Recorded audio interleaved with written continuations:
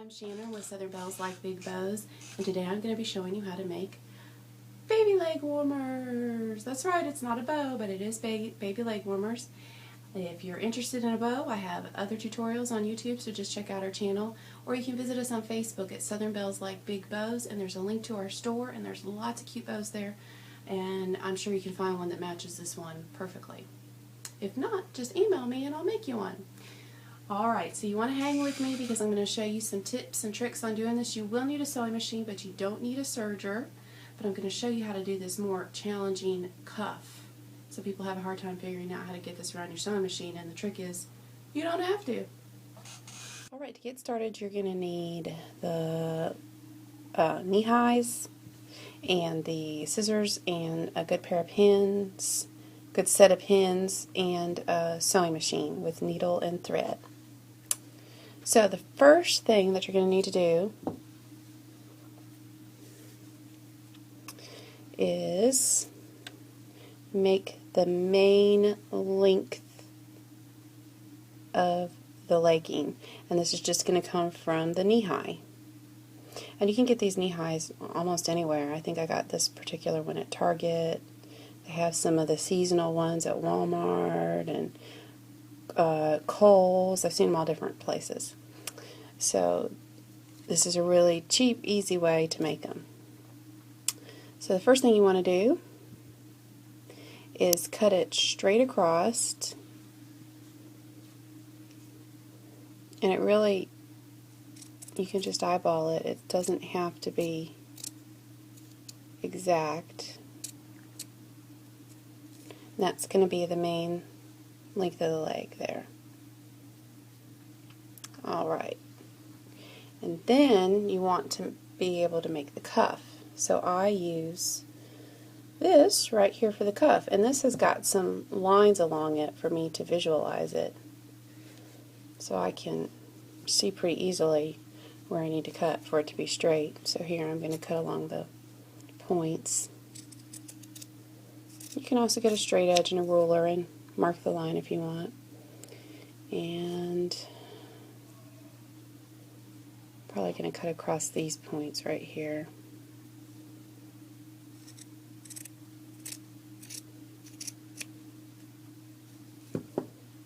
Okay, so you don't need the rest. Now you have this, and this is going to make the cuff. That's going to go around the bottom. But I want it to be just a little bit smaller than this right here. Which I might trim this up a little bit. Yeah, once I get the cuff on it, it'll be fine because it's flaring out a little, but the cuff is going to hold it in. So you want it to be not as wide so that it holds it a little tighter. So what you can do is you can just cut, say about 1/4 of an inch off the end,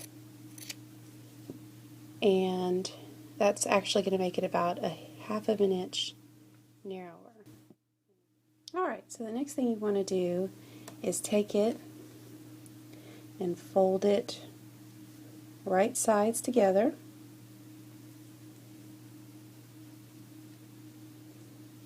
Because you've cut it apart, so now you've got to sew it back together again.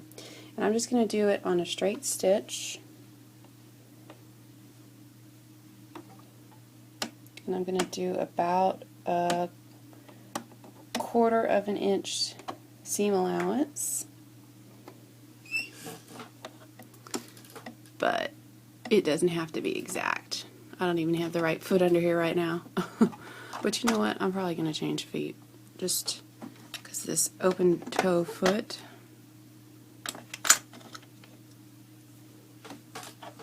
might not do so great with the knit. And as far as the knit's concerned, you know, use a knit needle if you can. If not, use a universal. It'll work okay. Of course, you want to use matching thread, but I've got contrasting thread here just to help you see it a little bit. Want a back stitch. You always want a back stitch when you're sewing. And just don't tug on it too much. Not right here. Just be real gentle with it going through the machine.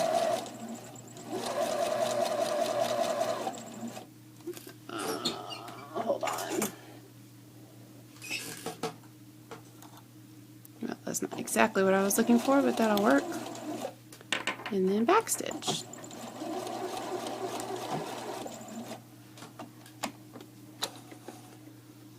Alright.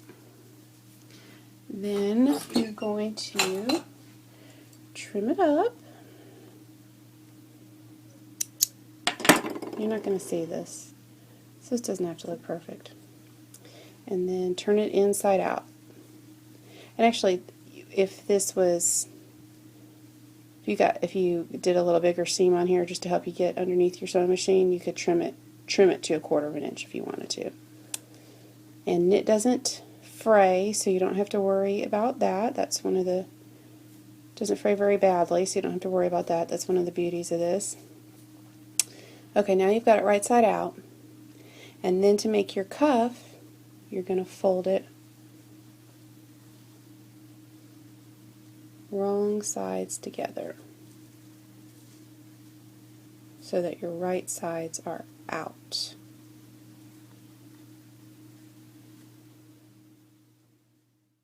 Alright, you want to slide it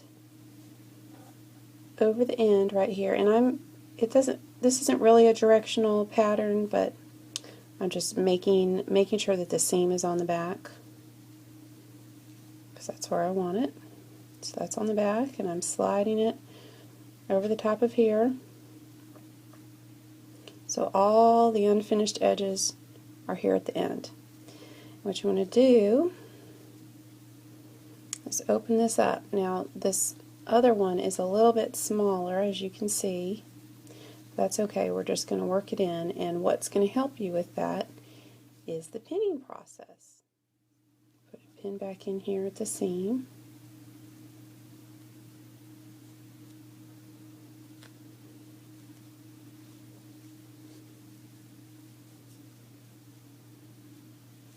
Then I'm going to go directly across on the other side because I want it to be, I'm kind of going to stretch it slightly when I'm sewing it to work it in, but I want it to be balanced. I want it to, see how there's a little extra, it's about the same amount there and there.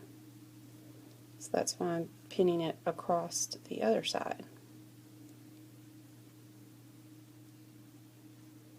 Okay, now I'm going to break it in half again. Pull it, get this half, and pin it. Some people don't like pinning, but I find for something like this, the knits, where you've got to work it in like that, takes just a few minutes in the beginning and you get much nicer results at the end. Okay, I'm probably going to put pins in between each one of these too, so I'll do that and then come back and show you how to sew it. Alright, now this is my trick. This is what you want to see. I've seen people do all kinds of crazy stuff trying to stretch their socks all around, but all you have to do is work from the inside. So you just want to get it up underneath there, and I'm going to do it at about, I'm going to do about a 1/2 inch seam allowance. That should be enough. Be able to catch everything under there. Well, you know what? If you aren't watching, I might do an 1/2 inch, but since you're watching, for the sake of this tutorial, I'm going to do a 5/8. I'm just going to play it safe. Alright, so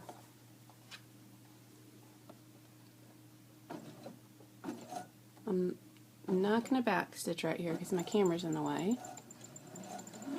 But you know you would backstitch. And I've got really little pins. They're kind of buried in there.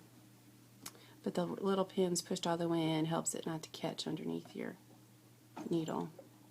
And you're just going to tug ever so slightly. The pins are rolling away on me. Hold on. and you just gently work it around.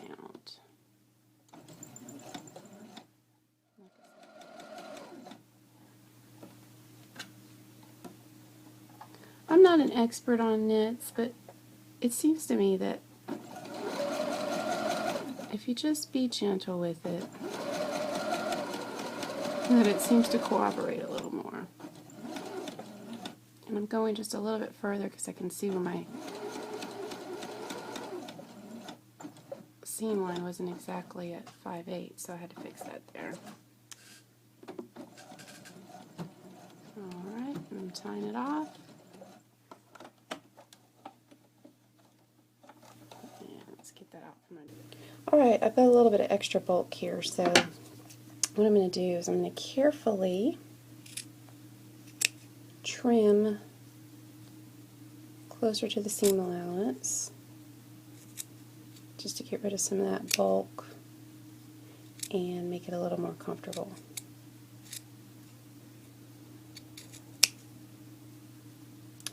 And nice thing about knits is it doesn't ravel too badly. So if you don't have a serger, that's okay. About the time that your baby has, or your little girl, or your little boy, because you can make these in boy styles too, has worn holes in them from crawling all over the ground, your seam will still be holding up in your edges. Okay. And there you have it. Let me see if I can back up a little so you can get the finished product there. I'll put a pair of scissors next to it so you can kind of see how long it is. And see, that was quick and easy. And if you wanted to, you could do a top stitch around it, but I put these on my little girl all the time and I don't have any problems with them folding up. They lay down really nicely. So it's a quick, easy project. You don't have to do any measuring. You can just eyeball it. When you cut the cuff, it can be any size. Let me get a ruler here though, just to tell you, because I've done it several times. So this is about 1 inch wide, finished. So it was probably about 3 inches wide to begin with, a little bit less than 3 inches to begin with, before I folded it and we cut the seam allowance off and everything else, just to give you an idea.